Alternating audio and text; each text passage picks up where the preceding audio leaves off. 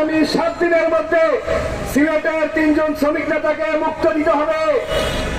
নেত্রকোনার মামলা উঠিয়ে দিতে হবে।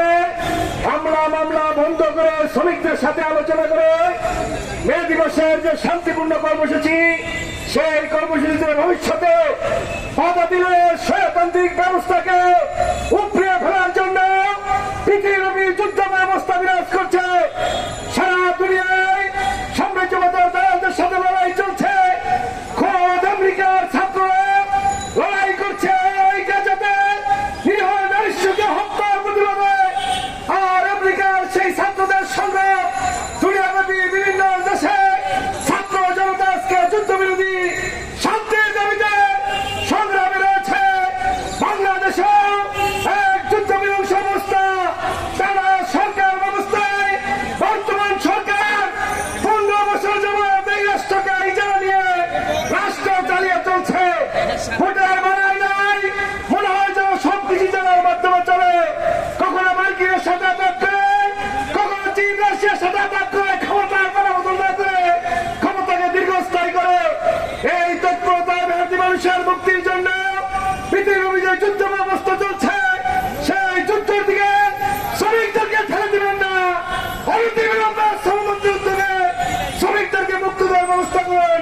54 বছরের ইতিহাসে একজন শ্রমিকের নিয়োগপত্র দেন নাই, পরিচয়পত্র দেন নাই, সাপ্তাহিক ছুটি দেয় না, অর্জিত ছুটি দেয় না, নৈমিত্তিক ছুটি নেই, তাদের 8 ঘন্টা কাজের কোনো নিশ্চিত নেই।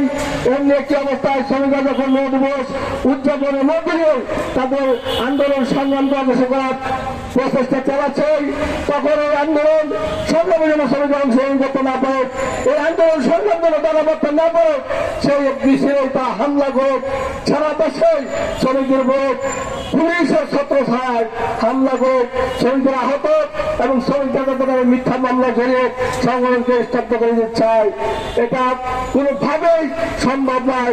সেই জন্য আগামী দিনে যে লড়াই সংগ্রাম, সেই সংগ্রামকে গড়ে তোলার প্রস্তুতি নেওয়ার আহ্বান জানিয়ে, যদি প্রশ্ন করা হয় শ্রমিক কি বন্ডেড শ্রমিক, দাস শ্রমিক নাকি আধুনিক এই সমাজের একজন শ্রমিক, এই সমাজের একজন শ্রমিক হলে সেই শ্রমিকের বিভিন্ন অধিকার রয়েছে। তার মধ্যে একটি হলো 8 ঘন্টা শ্রম ঘন্টা, 8 ঘন্টা উঠে ও সবার হয়ে যে দেশ চলছে, যে দেশে কোনো ন্যায় নেই, নীতি নেই, শৃঙ্খলা নেই, নিয়ম নেই, কানুন নেই, কোনো কিছু নেই। কাউকে অ্যারেস্ট করতে হলে তার যে নিয়ম, তার যে কানুন, সেটা মানা হয় না। ওই শ্রমিককে যে অ্যারেস্ট করেছ, সে কি কোনো বিশৃঙ্খল পরিবেশের সৃষ্টি করেছিল? সে কি তার কাজ ফেলে চলে গেছে? 25 তারিখের আগে, সম্ভব হলো 16, 17, 18 তারিখের দিকে, ঠিক তারিখটা মনে নেই, লামত পত্রিকার সাথে সাক্ষাৎকার দিকে বলছেন আমাদের প্রেসিডেন্ট ডাক্তার করিম বলেছিলেন, এ দেশে আইন করছে কিন্তু বলা যাবে না, ইতিহাস বলা যাবে না।